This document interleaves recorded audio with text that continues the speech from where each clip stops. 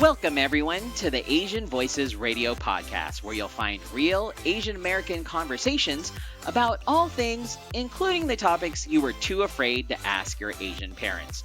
I'm your host, Hula Ramos, and today we're going to be talking to a woman who won't let her disability define her. Shaina Garaya jokes that she is a triple threat. She's a wheelchair user, Punjabi, and a woman. She is a fierce activist for people with disabilities and recognizes the importance of media in shifting public perception, which is why she's in film.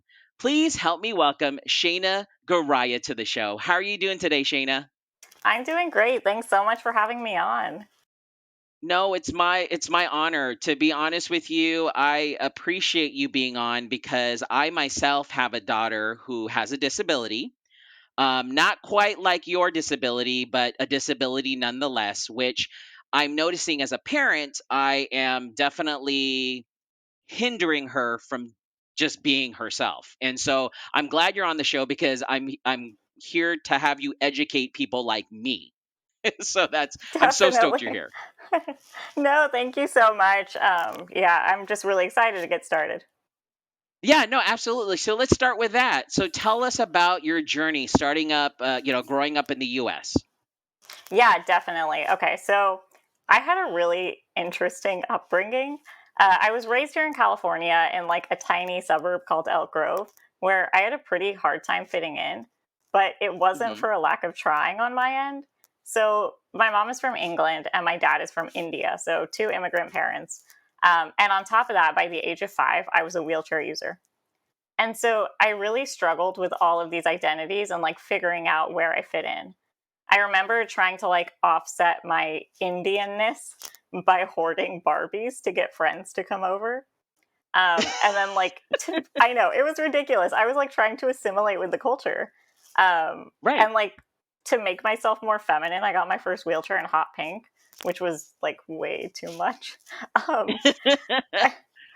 and then like I even thought I could hide my disability by becoming a straight A student, right? And that goes along with the whole like disability doesn't define you.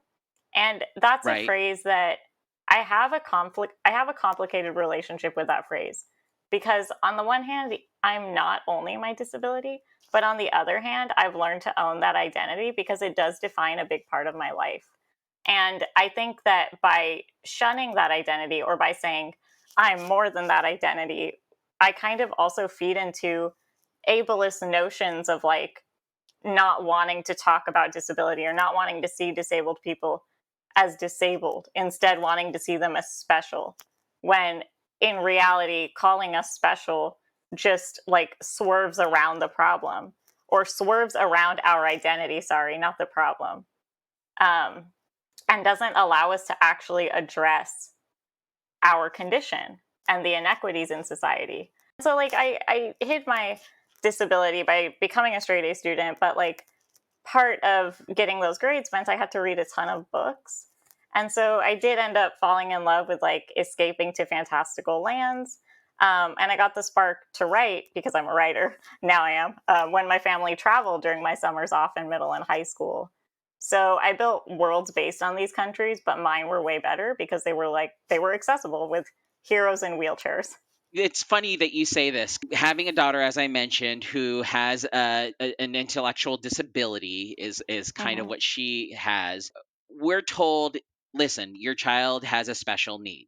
So we're already Yeah. given that phrasing. And then as you're trying to cope with dealing with, just accepting that and trying to understand more about your child's disability, you're then taught about, gosh, forgive me for not remembering, but there's a phrase that people call like not first person, but like I can't say that you use a Person first wheelchair. language. Thank you. Yep. Person first language is something brand new I never even knew, and my daughter is now 7, and I'm barely learning about people, person first language, and so we can't say what is it like. Show me an example. Like I can't say you are Yeah. wheelchair bound. Yeah, so wheelchair bound is problematic on a different level just because it's like it implies that the wheelchair is bad. because it says wheelchair Hmm. bound, like you're confined to it. When in reality, for Right. us wheelchair users, for a lot of us, we consider it liberating because that's our mode of transportation. Um, and so, but person first language is basically like, instead of saying, like one of my films I made was called Wheelchair Wendy, and you like stick the wheelchair in front of the person's name, right? Like they're a disabled Right. person, they're not a person with a disability. So you're sticking the disability in front of their identity so that it's first. It's ahead of them being a human being. So person first language does the opposite, and it basically is like, you are a person with a disability. You are a person first. Okay, thank you for clarifying that for me. I'm still learning because I know with my daughter, I have a hard time saying, she has an intellectual disability versus she is intellectually disabled. So I catch myself because I know there is a difference between the two things. Yeah, and honestly, like I have a complicated relationship with person first language as well, right? I think it is better for non-disabled people to use it when describing us, but me personally, I will say like, "Oh, I'm a disabled woman," right? Right, Um, right. because I I don't mind that identity being first.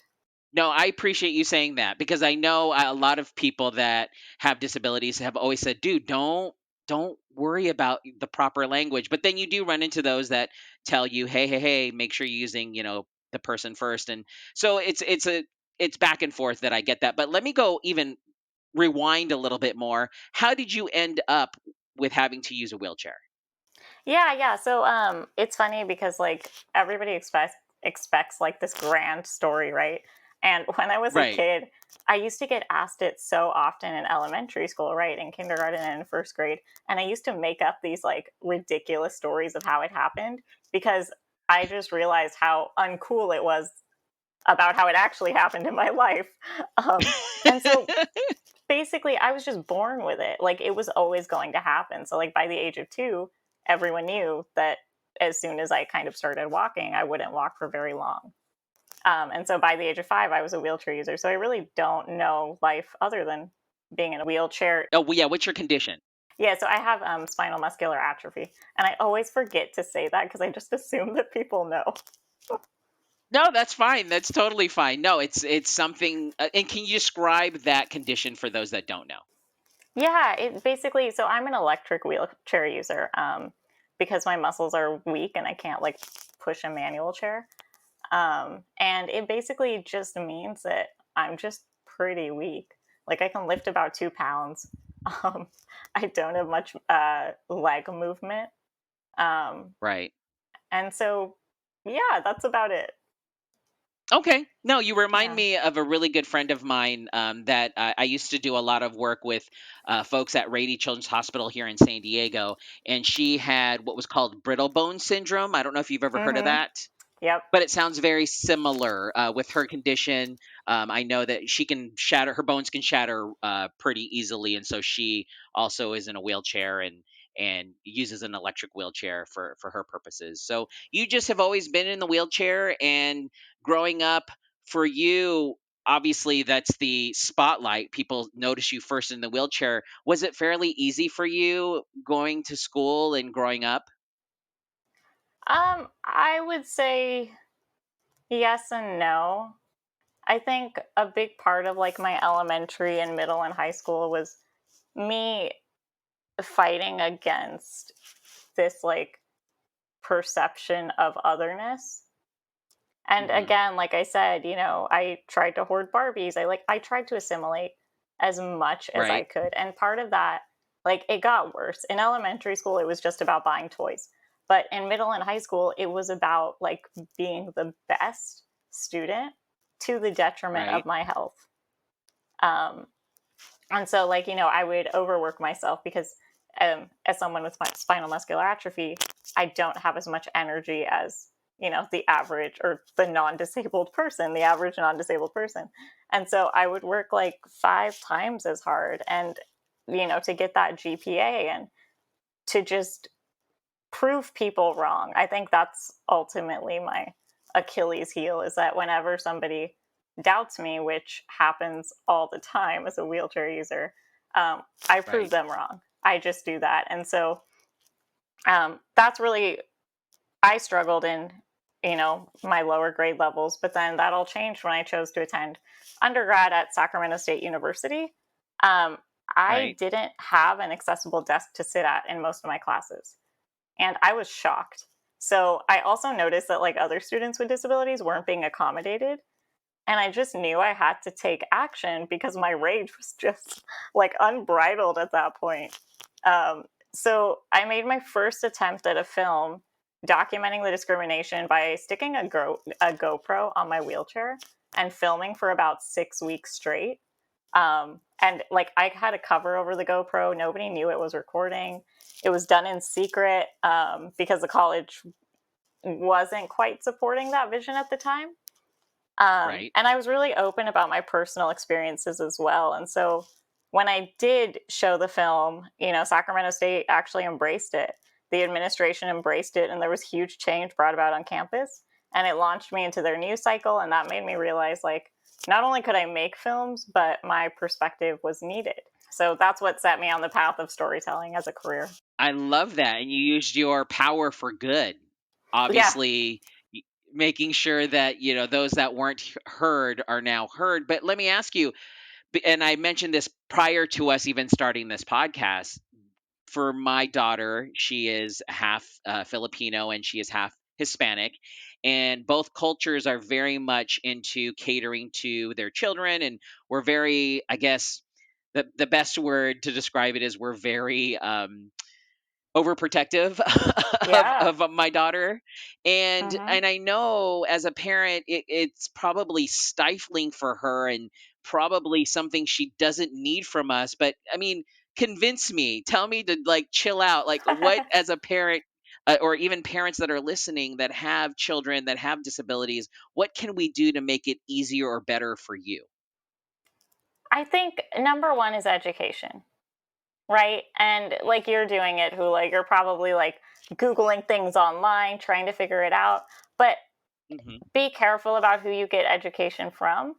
Um, Right. because there are organizations like, even Autism Speaks, do which have come under fire from the autistic community for not promoting what, people who are autistic want promoted, right?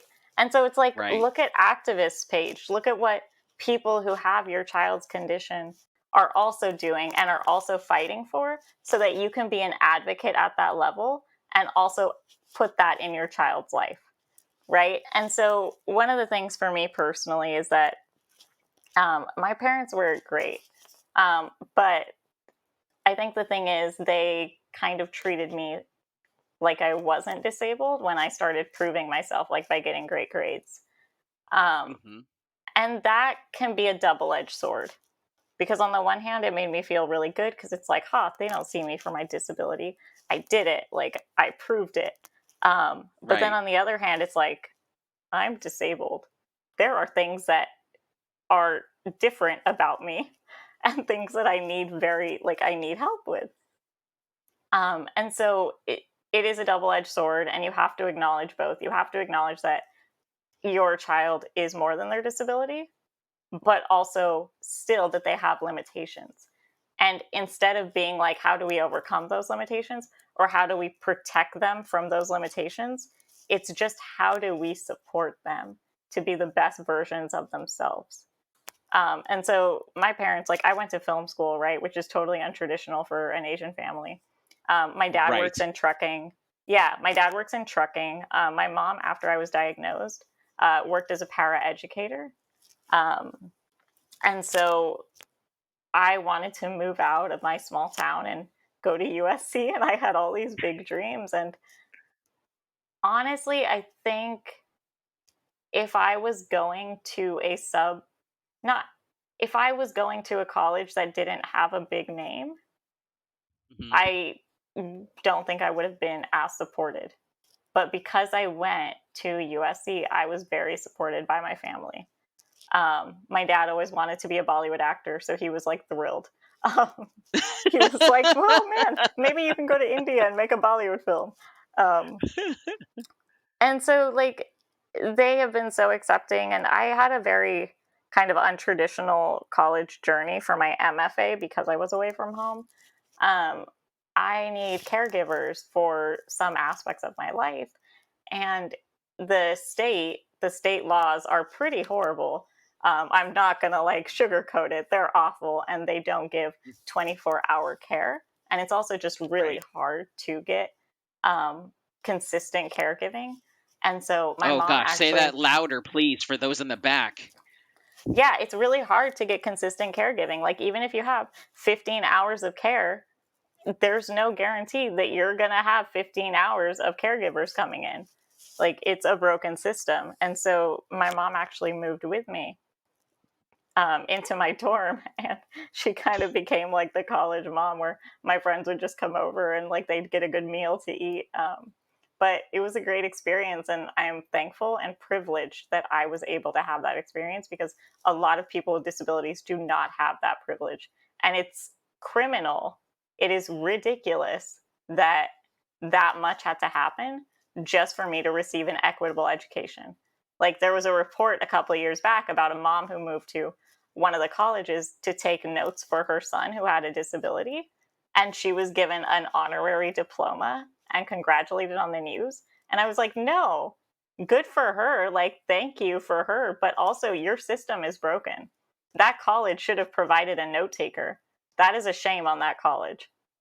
I love where you're going with this. I really feel that your voice should be heard because I feel the same way when COVID hit and they said, "Oh, we're going to still keep you with 15 hours of respite care." Well, that doesn't work when parents are working from home or if Yep, schools are doing hybrid learning. There's no way that 15 hours alone to have a caregiver is going to be sufficient enough when now the children are at home more than they are at school. So I exactly. totally am your biggest supporter when you're talking about that the system is broken and the system needs to be fixed. So with that being said, I know you mentioned what you did at your school with the secret camera. Is that the type of filmmaking that inspires you? Are you looking to be more just an actual y- regular movie type of filmmaker? What is your passion?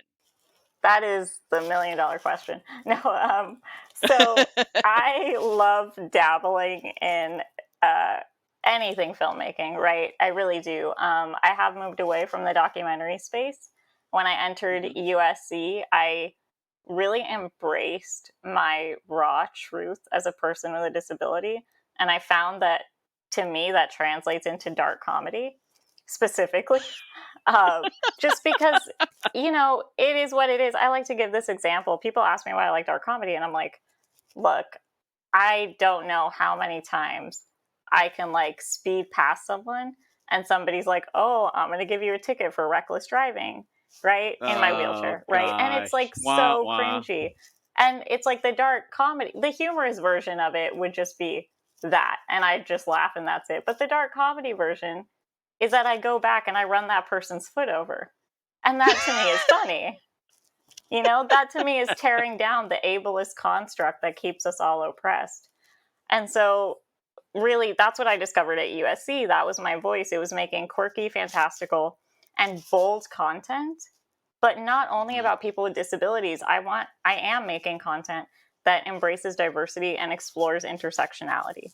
And intersectionality is really where I see the future going with films. Because it's like you have so many, yeah, you have films exploring different cultures in America, but I want to see the intersection of it. I want to see the intersection of it with sexuality. I want to see it with um, disability, of course, see it with like economic status. And so that's really what I'm aiming for. And right now, so I'm a writer director. I'm currently a writer for Boons and Curses, which is a Netflix animation show that'll be airing in 2023. And it is inspired by South Asian history and mythology. And so I'm super thrilled and privileged to be on that crew. And I'm also in development on my first feature film called Og, which is a dark comedy about an Indian woman with a disability who is trapped in her home until one day her family members figure out that they can get her married off by tricking a man by hiding her disability. And so while they're like planning a wedding, she decides that now is the perfect time to get revenge against them for abusing her for all these years. And so that's really Wow. my career. Yeah.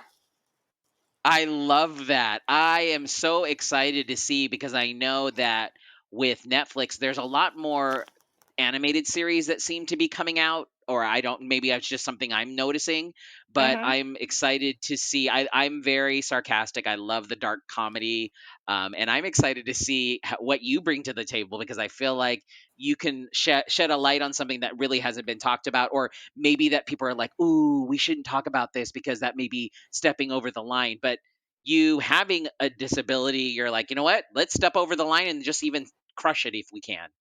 Exactly. And I think that's so important, right? Like with Og, with my feature film that I'm making independently, it's like we want to give her agency. We want to give our main character agency. And a lot of these laws that were created by the government weren't created by us. How like most of them weren't even created by parents of people with disabilities. They were created by people who are so far removed from the issue that they have no idea what they're doing. And Right. so the SSI Restoration Act is being highlighted because it is Disability Pride Month this month. And I'm hoping it passes because if not, yes, I have this great, amazing job at Netflix. I'm a full time writer, but I'm also right now in kind of a crisis of losing all my services because I have a full time job. And it's like, I can't, you know, it, it boggles my mind that they expect me to be able to pay for my wheelchair repairs and for my caregiving hours and for all of that when I do not make $300,000 a year, which is what I would need to make to afford all that. Uh, you can't see my face right now because we are recording a podcast from different locations, but I'm in shock. Well, no, I take it back. I'm a little bit in shock, but part of me knowing the system and only having a 7-year old who has gone through, I mean, I didn't even know about respite care until she was like 5. So 5 years of not having respite was something I just never really knew about. Maybe should have done a little bit more research, but as a parent, you don't. You should. I feel like you should get this like pamphlet. Here you go. Here's what you need. Here's your resources. Boom. Yeah, And yes, you do need to do your research, but it's like there are so many different things that are out there that sometimes your child is diagnosing correctly, or there's just so many different obstacles. I mean, that I feel like you're the perfect person to highlight it in a way that can people can relate and also see the humor in it. oh, thank you. And that's really what I hope to do with my work. Like I just want people to be made aware of these issues because it's not fair and we need as many allies as possible to change it because people with disabilities, we've been living in poverty for so long. We've been oppressed for so long that when I tell Hmm. people about these things, they're like, they really exist now in 2021? And I'm like, yes.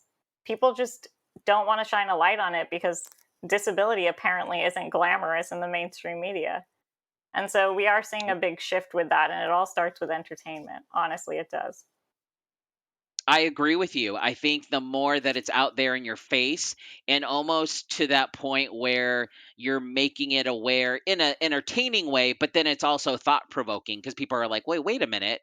Because if you're not in that world, you don't know. Like for me, I'm still sitting here in shock that, yeah, just because you have a Netflix job doesn't mean like magically you can pay for all of these other things that you couldn't before.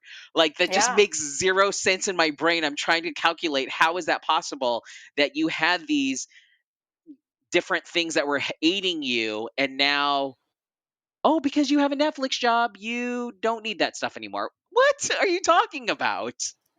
exactly. And like, I'll just give you an example. My wheelchair costs about 30,000 to 40,000, and I have to have one every 5 years, right? Because they break down every 5 years. And so Right. I mean, I would have to literally not spend any money just to Ah, save up, gee. right? And then the repairs Right. and everything, it's an impossible task. But hopefully the SSI Restoration Act will pass. Please call your reps. Anybody listening to this, please write an email. It's very important that this passes. Right now, people with disabilities can have $2,000 in their bank account, nothing more. They can save if they put it into a special government account, which is again monitored. But again, if I have 2,100, you get cut off. Like, that's just how it works. With the SSI Restoration Act, you'll be able to put in $10,000. That'll be the cap into your bank account. And that will be so helpful. Absolutely. Now, how can we support? How can we be an ally with that? Where can we go? Yeah, so I would, you can even honestly go on my Instagram page or other activists with disabilities Instagram pages who have put up ways to help. I have a link in my bio currently where if you click on it, it'll give you the exact script you can use to either call your rep or copy and paste it into an email for a representative. But right now, those are the main ways. And, if you even Google SSI Restoration Act, read up on it, educate yourself. It's really important that it gets passed. I love it. And Shaina, what is your social media handles, or where can we learn more about what you're doing? And as the Netflix show is coming out, where can we find you and your updates? Yeah, so you can follow me on Instagram. That's my main channel that I use to give everyone updates. I am at disabled_Desi, which is spelled DESI. And you can also just search for my full name on there. Perfect. Well, to learn more about today's show, please also visit AsianVoicesRadio.com because we will definitely post that on there as well. And just before we head out, when can we expect to watch your Netflix show or your future films? Yeah. So the Netflix show that I'm writing on will be out 2023 sometime. And Okay. it's called Boons and Curses. You can look it up online. We had an announcement about a month ago, or a month and a half. And then my feature film, I'll hopefully be directing it next year. So we're aiming for a festival run by the end of next year. Perfect. And then we'll need to have you back so you can talk about it and promote it, and also promote the new Netflix series as well. Deal? Definitely. Deal for sure, Hula. Awesome. You're amazing, Shaina. You literally have opened my eyes. I know that a lot of parents like myself are looking up to young folks. Man, that makes me sound old, even though I'm not that old. But we're looking up to people like you who are going through this. And thank you for being that voice for my daughter. So I do appreciate your time and appreciate you being on our show with us. Of course, I appreciate you having me. And yeah, I look forward to listening to the other shows. Perfect. Also, be sure to subscribe to this podcast, as well as follow us on Facebook, Twitter, and Instagram. And until next week, I'm your host, Hula Ramos. And on behalf of my guest, Shaina Garaya, we'd like to thank you for listening. And please join us next week for another exciting and thought-provoking Asian Voices radio show. Take care until next time.